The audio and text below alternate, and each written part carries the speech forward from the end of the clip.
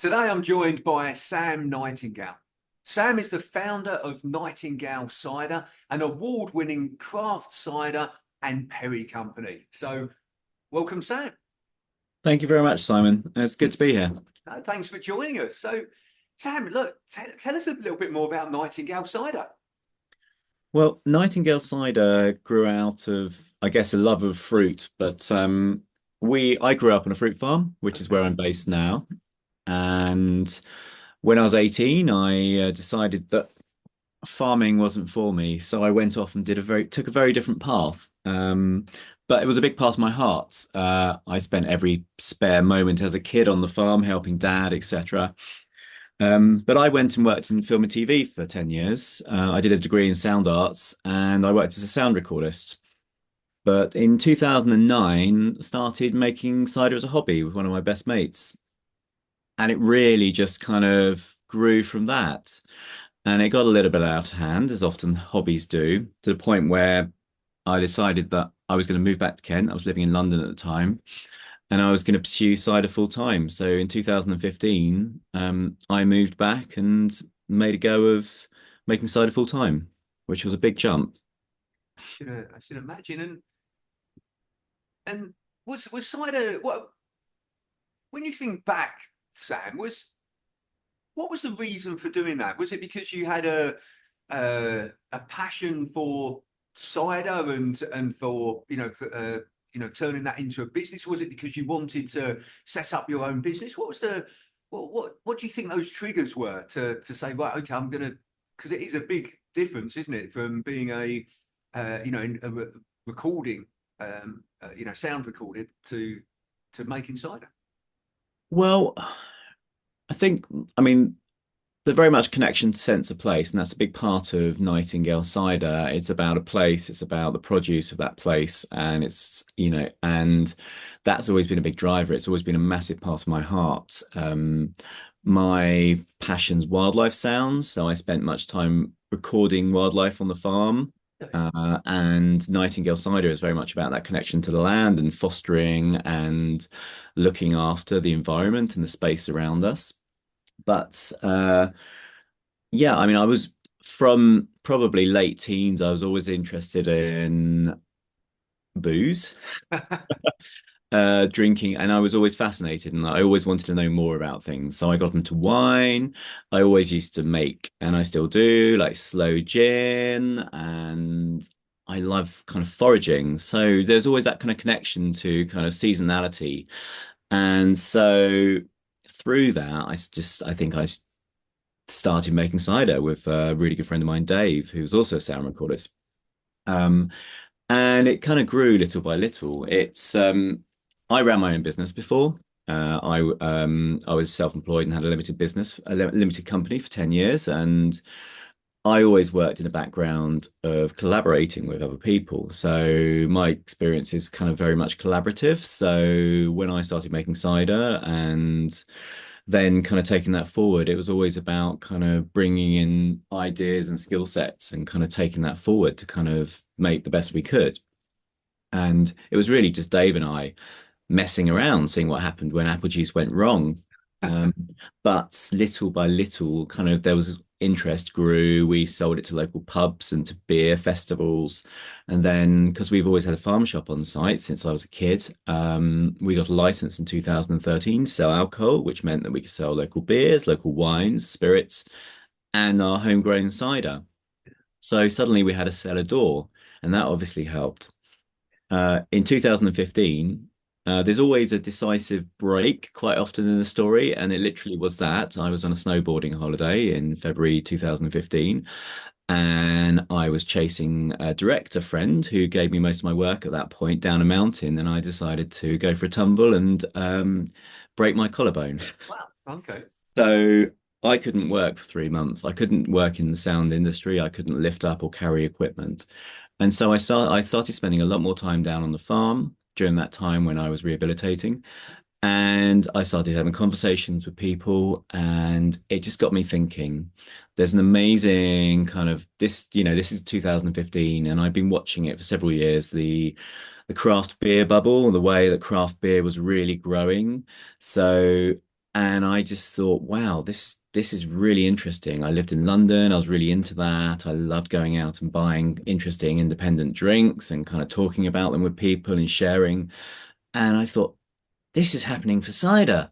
This is really exciting. So I gave up my day job, moved back to the farm, and realized I was about 5, 6, 7 years behind the curve, and the bubble was is just starting to happen now, interestingly enough. But it was starting to grow very, very small kind of traction. But we're probably 10, 15 years behind the craft beer bubble, but cider's starting to have a renaissance now, which is really exciting. Great, but look, brilliant story. Thank you for sharing that. And isn't it amazing how, these things that happen to us, like as you mentioned there about the snowboarding accident, it can trigger a different way of thinking and how we think about things, and changes our environment, our experiences. So yeah, look, thank you for sharing that. And look, tell me a little bit about the journey along the way. Well, actually, let's go to a more direct question. What's the biggest challenge that you faced whilst, from that journey from 2015, which, what, 9 years? What was the biggest challenge that you faced as a business owner? I think early on, because I was also, by going back to the farm, I was initially involved in the family farming business. And then I found that I was involved in running a farm shop, and trying to grow a fledgling cider business. And I felt that I was wearing too many hats and it spread me too thinly. And it took me a while to kind of get to a point and have the confidence to say, no, I can't do all of this. I need to be able to kind of focus on the thing that is really my passion. And 2024, I'm still involved in the other businesses, but I've managed to step back massively, and I'm able to focus more on the thing that really means a lot to me. It's all important, but I think focusing on the thing that gives you that benefit, that gives you the drive, that gets you excited, that's really, really important. Yeah. But family businesses are rewarding. I work with my brother as well, but also being involved in the farm and stuff like that, they have their challenges, but they also have their rewards. So it's not straightforward. Yeah. And that's often, one of the things that I hear from business owners is that, spreading themselves too thin. Okay, yeah, I'm going to do a bit of this and a bit of that and a bit of this, actually. And I love what you sort of said there. Focus and focus on what's passionate, what you're passionate about. So, um, you know, And I'd say adding to that as well is like I've burnt out several times yeah, in like between kind of 2016 and 2019, probably 2, 3 times. And that completely floored me. And I was useless to people for months. And that is scary. And it was only because I had people around me to support me and help me through that. But it took me a long time to learn what I needed to do to look after myself better as a business owner, as personally, boundaries, also trying to find the right work-life balance yeah, is absolutely key. yeah. I think, look, again, a great piece of advice there. I think, sometimes as business owners, what we can do is we can just keep going and keep going and keep going until we have that burnout.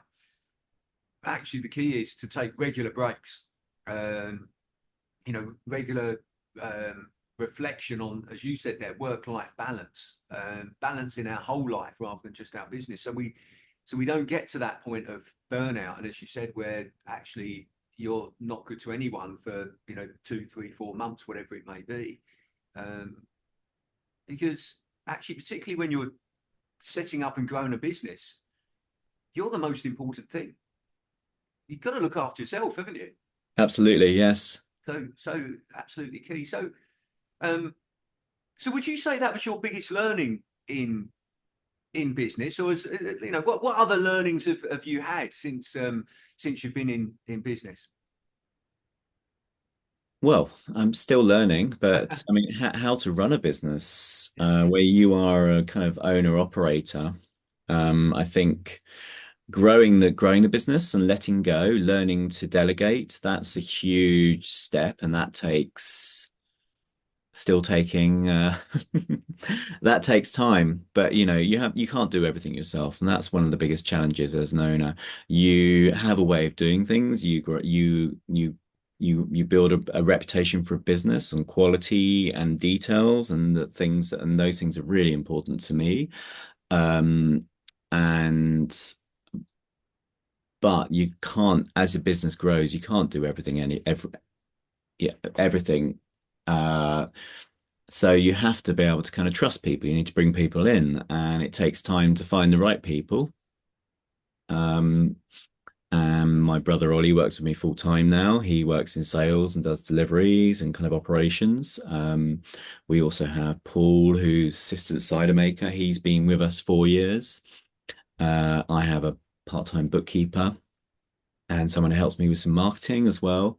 And then about 15 months ago, I employed a full-time cider maker, which was a massive step because I was inside the business and I needed to like step away and be more on top of the business, focusing on driving the business rather than kind of being the one in the middle running in the wheel. So Max joined us. He's been with us since last May, and that's obviously comes at a cost because we needed to invest in someone that was really good and incentivize them. Uh, Someone that I trust, and I do, and he's very good at what he does. And that's allowed me to kind of focus more on driving the business. And it's still learning and we still work together really closely, but I have someone that I trust to do stuff. I don't have to be on site anymore. I can actually go away. I don't always have to be the one that fights the fires, or I can be working from home today like I am because I can kind of focus and get stuff done or have this interview. So Yeah, like, I think that's a really important word that you mentioned a number of other times. Their trust, um, that ability to trust the people around us, to employ people that we trust, because um, when it's our business, it's really personal to us, and to hand some responsibilities over to other people, is that ability to trust, not just in their skills, but them as an individual, that they're going to do what they say they're going to do when they say they're going to do it. Um, and so this can be one of the big challenges for business owners, because particularly when you start up a business, you were saying, you were a cider maker. That's what you did. An electrician will set up a electrician business, or a plumber. But there becomes a point when, as you were saying there, if you want to grow the business, that actually you can no longer spend the majority of your time on the tools. You've got to move away from that, let somebody else do that bit so that you can grow the business. How challenging did you find to do that?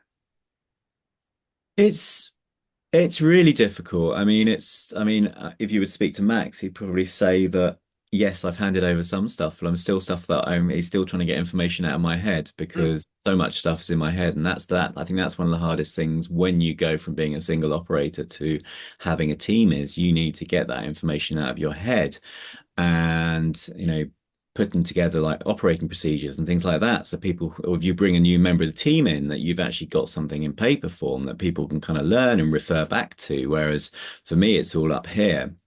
um I mean, I've always kind of felt, especially and with my background in kind of film and TV, was like when I built a team and I'd have a working on a bigger project where I bring a team in, I'd always try and bring in freelancers who were better at me in different things, so they could bring that to the table that I could learn from them. And you play to people's strengths, and that's really, really important. uh, with details, it can be difficult sometimes because, like, I'm very kind of design driven, and aesthetics are really important to me, and small details which most people don't care about, but they're important to me. But it makes a difference, and I think that's important to me, and I think it's important to the brand. And some people don't get those small details. Yeah. Um, an example is that uh, I do quite a bit of my own design work. I'm not trained on Illustrator or Photoshop, But if I know what I want, and it's sometimes easier for me to do it, even though it's going to take me 3, 4 hours versus half an hour of a designer's time. And it's but again, it's like and that's changing now because I have a good relationship with a designer who I know kind of gets what I'm trying to kind of convey. But it's sometimes quick and easy stuff. I do a lot of my own photography and I do a lot of photo editing and things like that. It's knowing kind of what to do yourself and what to hand over. And I think moving forward, I need to be able to hand more of that stuff over. But I do pride myself on being a great problem solver. So when shit hits the fan rather, or if there's something that's needs resolving, there's something that's happened in the side room, there's equipment breakdown, I find myself very good at kind of stepping back and kind of looking at things in a different way. And something I pride myself on, but it does mean that it ties me back again to kind of getting involved in the stuff that I possibly shouldn't be involved in. I think there's some great observations there, and like the fact the self-awareness there that you've got, Sam, in terms of actually, yeah, you acknowledge that there's perhaps certain things that you're still doing that could be handed over, and actually, it's finding the right people, like you said there with your designer. It can take time to find the right person that understands what it is that you want, but it's worth investing and taking that time to find that particular person. And the problem solving bit, I think there is, look, it's great for business owners to step back in when they're needed to, and help to solve problems. The big question to ask is, am I relied upon to step in and solve the problems? Because if we become too reliant on our team to that they go, okay, that's okay, Sam will sort this out. We've got a problem. I'll go and speak to Sam, rather than trying to sort it out for themselves, that becomes a problem. However, if it's that often those occasions where you just step in and they've tried to resolve it, and you need to step in and help out, that's okay. That's okay. Absolutely. So it's getting that right balance, isn't it? So what's the what advice would you give anyone that's thinking about going into business? Oh God. That's a tough one. I mean, I everything I've done has always been kind of driven by a passion. And something you're passionate about doesn't necessarily translate to something that's going to make you lots of money. And you have to kind of live and I think when you run your own business, generally you have to live and breathe what you do. So um, advice would be probably things that I didn't do, like do a business plan right from the beginning.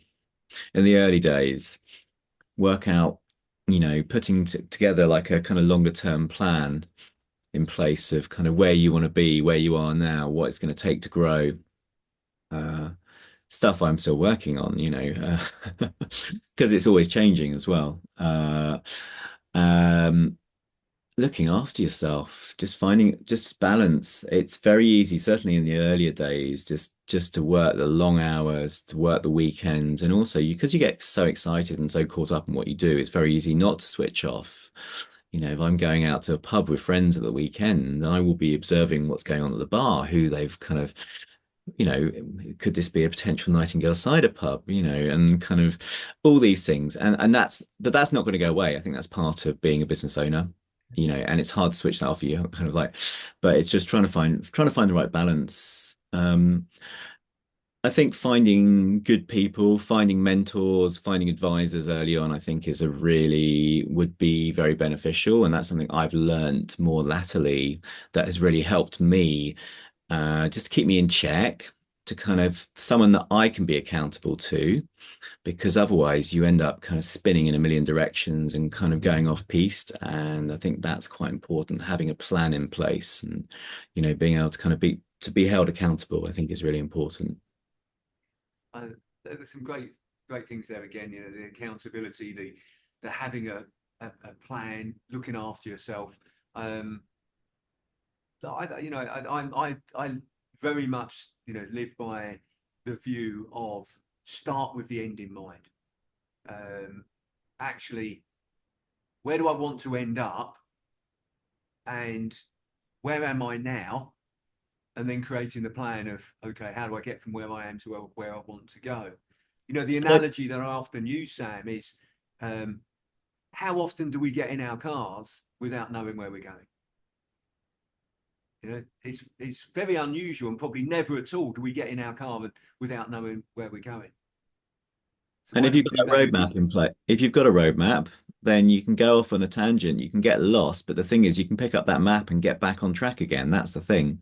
And if you Absolutely. don't have a roadmap, then you kind of just you're just spinning in the dark, just like I'm gonna go that way. I'm gonna go that way. It's which could be fun for a time, but you're not gonna, it's not gonna be progress for long. No, absolutely. And you might end up somewhere that you didn't want to be. And yeah, absolutely right. When because look, again, business, you're gonna hit roadblocks, you're gonna hit traffic jams, but actually you can then look at your map and say, right, what detour can I take to go around this or through it or whatever it may be and still get to my end destination. So yeah, I think like that what you said there's about planning, looking after yourself, accountability are great. So, look, there's one question, Sam, that I like to ask everybody that's kind enough to join me on these discussions, and that would be, if you could go back to when you were 18, what advice would you give yourself?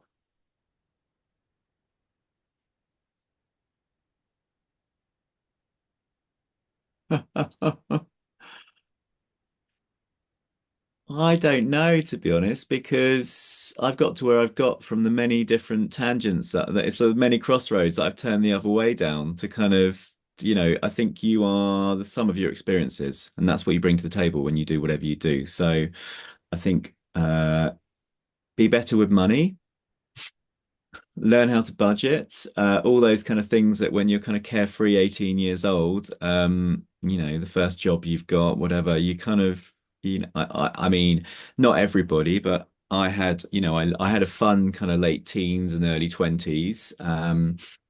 And I went to, but I arrived where I'm at because of many different journeys and different meetings and turnarounds and back and forths to kind of get to where you've got. So I think that idea of like my father's generation of you do like one career all your life, I don't think that you don't need to be defined by what you do, and you can actually, and I'm a cider maker right now, but it doesn't mean that I'll be a cider maker forever. Although I quite like that and I can see myself doing this, but put your heart and soul into what you do, believe in yourself, and give it a good shot. Give it your best, and if it doesn't work, it doesn't work. And even if you're just doing you're doing a 9 to 5 kind of holiday job, or you're in part-time work, just work as if just make the most of what you've got, even if you're on minimum wage, just so you can kind of go, this is what I'm doing, so I'm going to do it and I'm going to enjoy myself, and I'm going to make the most of it. Look, thank you. I think there's some great things to pick up on there in terms of, yeah, look, and I agree with you, Sam. You know, what you've done over the number of years has got you to where you are now. So why sort of change anything? But the thing that really stood out for me from what you said there was believe in yourself. I think that that's something that really resonated with me when you were sharing that. So when you're 18, just believe in yourself. And I think the other thing that you said there as well was, yeah, look, or you certainly alluded to this, is that yeah, you're going to make mistakes, but just carry on, keep going. And I would say just always own your mistakes. That's something I learned early on, is when you make a mistake, fess up, own it. I've been on a film shoot where, for whatever reason, didn't hit record, really important stunt or something like that. That's the kind of thing you can kind of, I mean, I've heard stories of people, just kind of not fessing up in that kind of situation. These things cost tens of thousands of pounds, you know, but people are human. People make mistakes, whatever the reason. And if something like that happens, you just, you know, whatever it is, you know, you break something, whatever, you just have to say, look, I'm really sorry this has happened. You know, people make mistakes, people have accidents, and you learn from them. And as an employer as well, when you know, you need to remember that, not get angry at people. You need to kind of, you know, you need to kind of be gracious about it and go, look, it's okay. These things, this happens to everybody. We can do that. And I think the flip side of that is, you know, own your mistakes. Yeah, another piece of great advice. I listened to something by Simon Sinek recently, and he was telling a story about, and I may not quote this exactly correctly, and I'll keep it shorter, but he basically was doing some work with, I think it was the American, you know, Navy SEALs or the US Marines or something, and he was meeting some head guy there, and he was late. The head guy was late. Then the Marines are never late, you know, never late. And it turned out that they'd had an issue on site where one of their men had fallen asleep on watch. And Simon Sinek said, well, you know, is that such a problem? You know, we're not in a battle environment and this sort of thing. And the head guy said, no, look, you're missing the point. When we asked him about it, he didn't admit it. He basically tried to cover it up. He said we had another guy that did it recently, and as soon as we said it to him, he admitted it and said it was me. We disciplined him and moved on.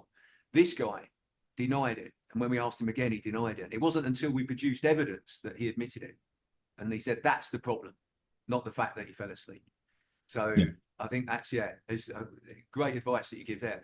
We'll all make mistakes, and if we do, just admit it and let's Yeah. move on. So, well, look, Sam, I really appreciate you taking the time to speak with me today and sharing more about, you know, your business and also your journey. So thank you very much. My pleasure, Simon. Thank you.